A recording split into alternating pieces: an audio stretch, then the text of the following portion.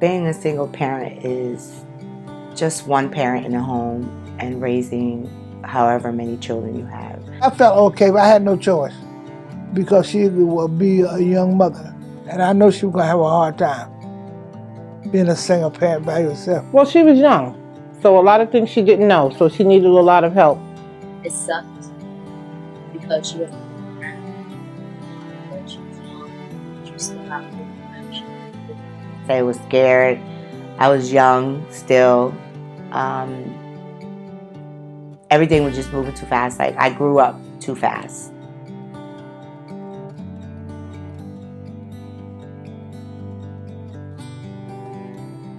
I have 2 children. I have a daughter, 22, and I have a son, 9, who has autism.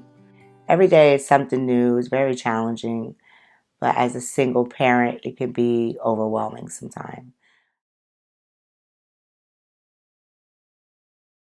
I was in love, as they say, at the age of 16, and I moved away from home with my current boyfriend at the time, which is my daughter's father. No mother would be pleased with nobody moving in out of the house and living with their boyfriend. That's not too kosher. I was in my senior year of high school. We had broke up. Brenda came back home, and he moved to Virginia, I think.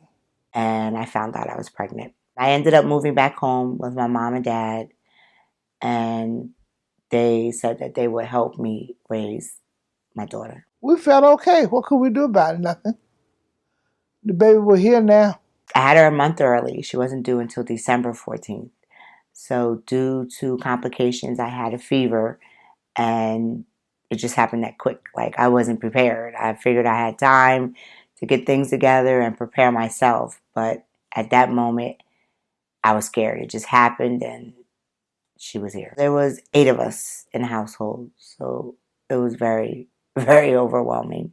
And then I came home to find out my sister had just had a baby.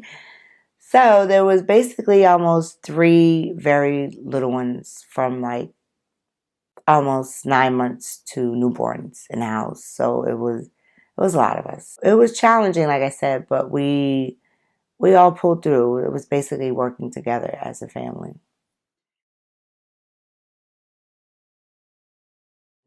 So through a program through social services, which is welfare, they sent me to a training class for office skills that I did for 6 months. And my parents had a bar, restaurant at the time. Yeah, I gave her a part-time job. Brenda only worked on, I think, Friday and Saturday. Thursday and Friday. Her sister kept the baby while she went to work. Help babysit her daughter. Help ask any paternal or maternal questions she may have in regards to raising a child. So a lot of on hands as far as helping her raise her daughter.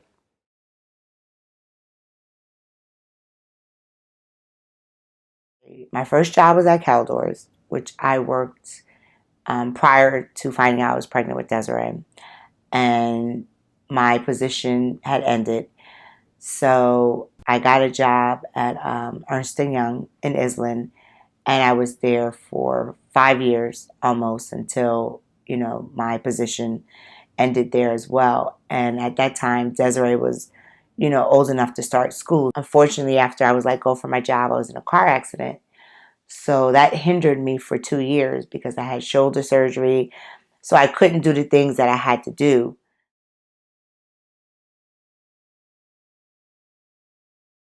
I had tried another relationship, and it didn't quite work out, as I expected. I didn't want to be a single parent for the second time, and let alone to find out a year and a half later that my child had autism. And when she took him to the doctor, all them doctor papers they made for him, all the notes they raised up, and it came to what I said. He was autistic. Yes, she struggled more. That was a huge change in an adjustment of life on her behalf as well as his and her daughter. I think single parents often struggle with financial issues as well as emotional issues. To say that I don't know what to do as a single mom, I'm scared and I have anxiety issues, or, I have anger problems, is contradicting to what a lot of independent single moms stand for and pride themselves on. So they're not as accepting to emotional services. It's very challenging as a single parent, but I had support, from my family. I had to go to support groups because I blame myself for him having autism. I didn't understand what it was myself. So, my daughter was 13 at the time, so it was very challenging for her because a lot of the attention was on him at the time. Our daughter and mother relationship, that was a struggle because it really wasn't one. When Claudia was born, I was very angry because she was doing all the things with him that she didn't do with me. I kind of stayed away, made me stay at Nana's house more often. Brenda will come by. She said, "Why we gotta leave home? This is home." You understand? She said, "This is home. I don't want to go back with you. I want to stay right here. This is my house." I didn't think it was fair that she was going to give him a different life than she gave me. And everything that she gave him, I was craving and still was craving even when he was here. And I just didn't think it was fair. So,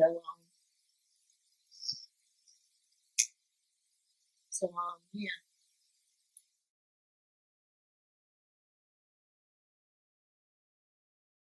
There was something that happened where they were involving the parent that needs work. So not only do we work with the children in order to change their behaviors, but we also work with the families in order to ensure that whatever it is that the family is suffering from, whatever problems it is that the family is struggling with, we do family work as well, family therapy, to resolve some of those issues. Me and her got very, very close. I'm happy with our relationship now. I still crave a lot more, but I'm happy with what I have now. Now that my daughter is older, it's gotten a little easier. She helps out more. I watch for it from time to time, buy him things. I pay rent. If my mom needs something or help with a bill or something, I help her.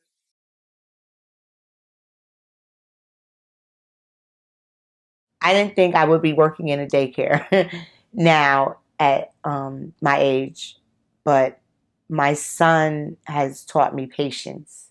And like I said, it's still everyday challenges with him. And I thank God that he is, as they say, normal. But he's normal. I treat him normal. He has delays here and there. He might have a tantrum here and there. To say that a single mother never experienced any kind of doubt or any kind of sadness, or was not torn about being a single mom, or didn't think about what it was going to do to their child, raising, only having one parent to raise them, or one biological parent to raise them.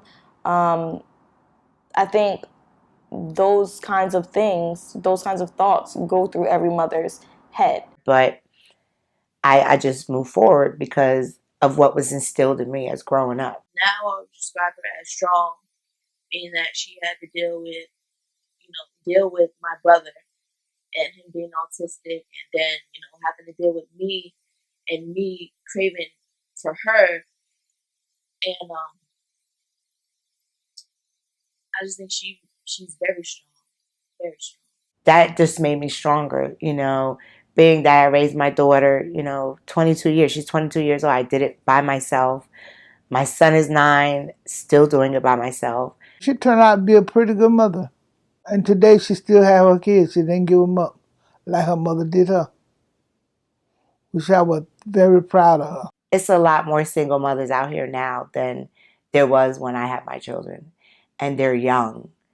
And I don't want that for my daughter. I learned that it is not easy to have a child young, that you have to you know, put yourself aside and remember that you have somebody, else to take care of, that you can't be selfish. My children, I don't regret having my children. I love my children to death. They are what makes me who I am. They push me to do better. Not too many people have mothers. I'm just very grateful for her, and I'm happy that I do have somebody. It's challenging, just like every day is challenging. But if you put your mind to, like I said, focusing on a daily routine, a budget, and goals, sometimes I don't feel like a single parent. It's just what you do on a daily basis.